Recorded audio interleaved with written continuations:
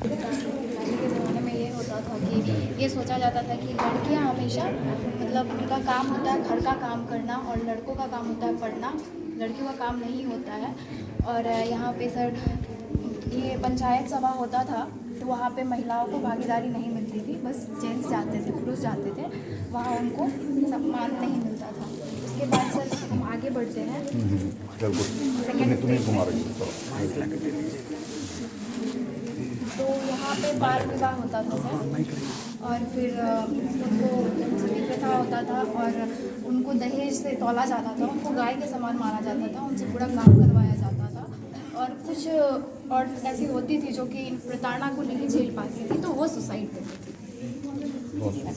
उसके बाद ऐसा होता था कि फिर कुछ यहाँ से आगे बढ़ती थी जो कि हम लोग का थर्ड स्टेज है। तो यहाँ आने के बाद ठीक है यहाँ पे सर सारी प्रताड़ना को झेलते हुए वो आगे बढ़ती है, सभी कार्य को करती है और यहाँ पे वो आगे बढ़ने का कोशिश करती है, पढ़ती है। जब वो आगे बढ़ने की कोशिश करती है तो वो कितने सारे फील्ड में बहुत आगे बढ़ जाती है। और सेकेंड स्टेज में सर ये है कि लड़का ये सोचता है कि लड़की बस एक कठपुतली की तरह है, वो उसको पूरे तरीके से अपने चरणों में रखता है, कि ये पूरे उनके पैर में रहती है, उनका पूरा कंट्रोल एक उसके हाथ में होता है।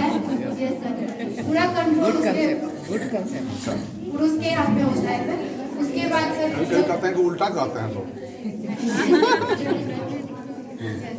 उसके बाद होता है जब अगर सेकेंड स्टेज में सर सुसाइड हो जाता है, सुसाइड कर लेती है। उसके बाद क्या होता है ना कि वो दूसरा शादी करता है, उसको उससे कोई मतलब नहीं होता, वो दूसरा शादी करता है। थर्ड स्टेज में सर यहाँ तक लड़की आगे बढ़ती है और जब वो इतने क्षेत्र में आगे बढ़ जाती है, उनके पास अच्छा नॉलेज होता है तो वो अपने घर को बहुत अच्छे से चलाती है और एक लड़का और एक लड़की अच्छे से अपने गृहस्थ जीवन को संपन्न करते हैं।